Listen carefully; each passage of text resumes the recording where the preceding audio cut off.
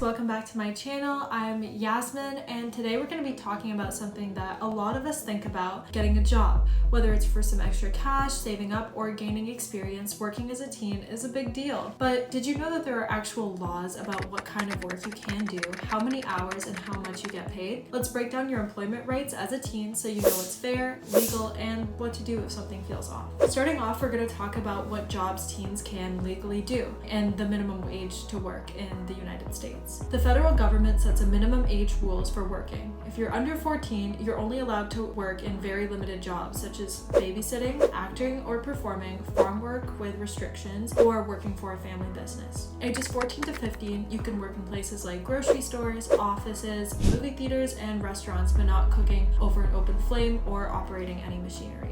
Once you hit ages 16 to 17, a whole bunch of doors open. You can engage in more types of jobs, but still no hazardous work like operating heavy machinery, roofing, or construction with explosives. Bottom line, the law is there to keep you safe, especially when it comes to physical risk and work pressure.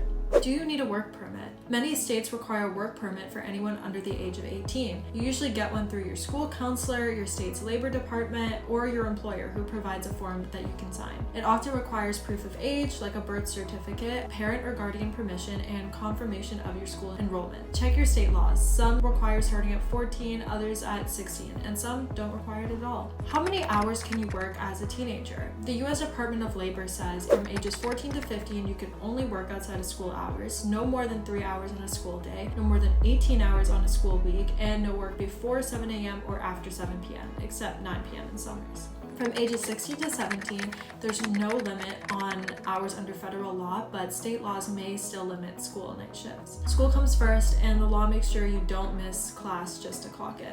Next up, we're going to talk about your wages. How much should you be paid? Even if you're under 18, you still have the right to earn minimum wage. Unless you're in training and your employer qualifies for a youth wage, it can be lower, but only for 90 days. Or you're working tips, like at a restaurant, where tip wages might apply, but you still have to make at least minimum wage overall. The federal minimum wage is $7.25 an hour, but many states and cities have higher minimum wages. If you're making less than minimum wage, you have the right to ask questions or even file a complaint.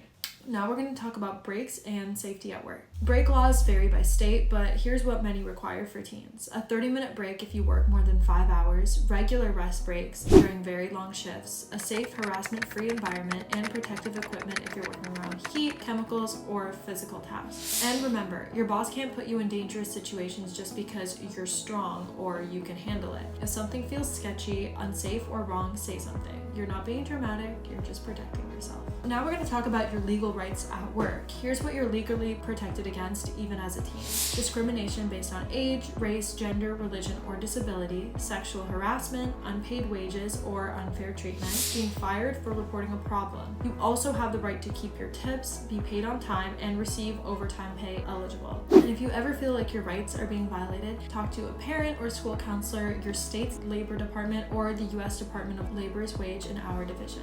So lastly, getting your first job is exciting, and it's a big step towards independence. But remember, you have the right to fair pay, you have the right to reasonable hours, and you have the right to a safe workplace. And you always have the right to speak up if something's wrong. And that's something I emphasize in all of my videos. Speaking up when something's wrong is so crucial, especially in the workforce. Just remember, you're not just a kid, you're a worker, and workers have rights. Down below, I'm going to include some links that can help you learn more about the laws relating to youth and working, finding your state's labor department, etc., etc. Thanks for watching. I hope you enjoyed this video, and stay tuned for the next one. Thanks, and bye.